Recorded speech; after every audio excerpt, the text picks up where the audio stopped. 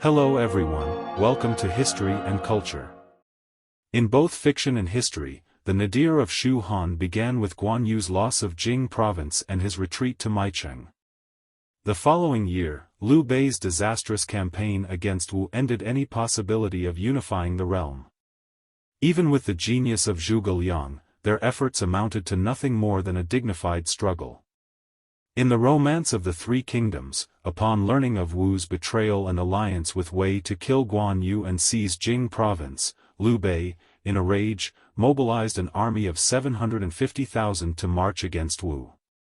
Sun Quan, fearing Liu Bei's advance, hastily sought aid from Cao Pai of Wei, offering to submit as a vassal in exchange for assistance. However, Cao Pai was content to watch from afar and refused to send troops. Fortunately, someone recommended Lu Sun at this critical moment. Sun Quan, desperate, mustered his entire army of 200,000. Lu Sun took command, set fire to the enemy's camps along a stretch of 700 li, and gained fame with a decisive victory over Liu Bei. It is astonishing that Liu Bei, a veteran of countless battles leading an army of 750,000, was defeated by Lu Sun's force of 200,000. However, according to the records of the Three Kingdoms, the forces of Shu and Wu were relatively evenly matched. According to a letter from Sun Quan to Cao Pai, Wu had 50,000 troops facing Shu's 40,000. Thus, the reality was that Liu Bei's 40,000 faced Lu Sun's 50,000, rather than the scenario of 750,000 against 200,000 resulting in a disastrous defeat. Instead, Liu Bei's inferior numbers and the disadvantage of fighting in unfamiliar territory made his defeat somewhat inevitable. The so-called 700 li encampment was merely a metaphorical expression, as Liu Bei established military stations at key points to maintain communication along the Three Gorges Passage. In the early stages of the battle, to provoke the reluctant Wu forces into action, Liu Bei dispatched Zhang Nan to besiege Sun Huan, a Wu general stationed at Yidao. Despite pleas from various Wu commanders to send reinforcements, Wu's commander-in-chief Lu Sun, aware of Sun Huan's popularity and the strong defense at Yidao, adamantly refused to divert troops to aid him. If Liu Bei did not divide his forces, he naturally avoided actions that would dissipate or prematurely exhaust his strength. From January to June, the two sides remained deadlocked. Liu Bei, eager for a decisive battle, repeatedly sent provocations. However, Lu Sun remained steadfastly composed, refusing to engage and disrupting Liu Bei's strategy of swift resolution. By midsummer, with the oppressive heat sapping the morale of the Shu troops, Liu Bei had no choice but to transfer his naval forces to land and establish camps deep in the mountains, relying on streams for supply and preparing to wait for autumn to resume the offensive. Seeing the despondency of the Shu forces, Lu Sun believed the time was ripe for a strategic counterattack. He wrote to Sun Quan, explaining that their initial concern about the combined land and naval assault had not materialized, and the enemy had abandoned their naval forces for land camps. Given the lack of change in their deployment, the opportunity was ripe for exploitation. Breaking the enemy's resistance would be straightforward. Sun Quan immediately approved Lu Sun's plan to transition from defense to offense. Before launching a full-scale counterattack, Lu Sun first sent a small reconnaissance force, which met with initial failure. Many Wu generals regarded this as a futile waste of troops. However, Lu Sun saw the potential for using fire against the enemy. Given the hot summer climate south of the Yangtze River, the Shu camps, surrounded by forests, would easily ignite into a blaze. With the plan for a fire attack in place, Lu Sun swiftly prepared for the counteroffensive. He ordered each soldier to carry straw, and under cover of night, they launched a surprise attack on the Shu camps, setting fires downwind. The flames quickly spread, throwing the Shu forces into chaos. Lu Sun then launched a full assault, forcing the Shu forces to retreat.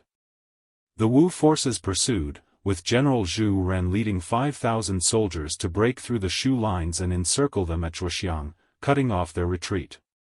Pan Zhang's troops launched a fierce attack against the Shu general Feng Shi's forces. Others joined forces with Lu Sun's main army to attack the Shu forces at Xiaoting. The garrison led by Sun Huan at Yidao also joined the battle voluntarily. The Wu army made swift progress, quickly capturing over 40 Shu camps and using the navy to cut off communication between the Shu forces stationed on the north bank of the Yangtze, such as Huang Quan's troops, and those on the south bank. Shu generals Zhang Nan, Feng Shi, and tribal leader Shimok were all killed in action, and many others surrendered. Seeing the collapse of his entire front, Liu Bei fled to the northwest to Mount Mon, ordering the Shu forces to defend the mountains. Lu Sun concentrated his forces and surrounded them on all sides, annihilating nearly 10,000 Shu soldiers. With this, the Shu forces were completely routed, with most either killed, wounded, or scattered. Their chariots, ships, and military supplies were all but lost. The Shu forces, once eager for battle, were vanquished in an instant, creating a legendary battle known as the Campaign of the Burning Camps. The failure of the campaign against Wu dealt a significant blow to Liu Bei, who had devoted his life to the pursuit of martial glory. However, the more profound consequence was the failure of Liu Bei's plan to rejuvenate his regime through talent exchange, resulting in the loss of many elite soldiers and middle-level talents for Shu. For a regime already lacking in talent, this was a devastating catastrophe. More importantly, at the time of Liu Bei's ascension to emperor, he proclaimed, "The Han Dynasty shall reign, its territories boundless," as proof of his divine mandate as the rightful successor to Liu Bang and Liu Xiu.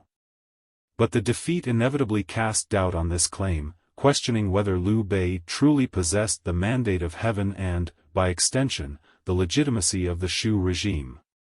Despite suffering a significant setback, Liu Bei demonstrated remarkable political acumen at this juncture, making astute arrangements for the future political landscape of Shu, ensuring a smooth transition of power to his successors as much as possible.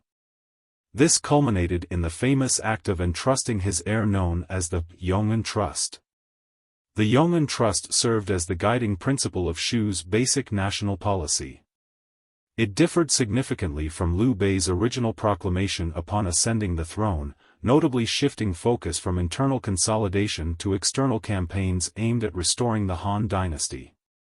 In light of the disastrous defeat at Yidao, Liu Bei recognized before his death that the era of the Three Kingdoms would be a protracted process, requiring an acknowledgement of the reality that much of the realm had already been seized by usurpers.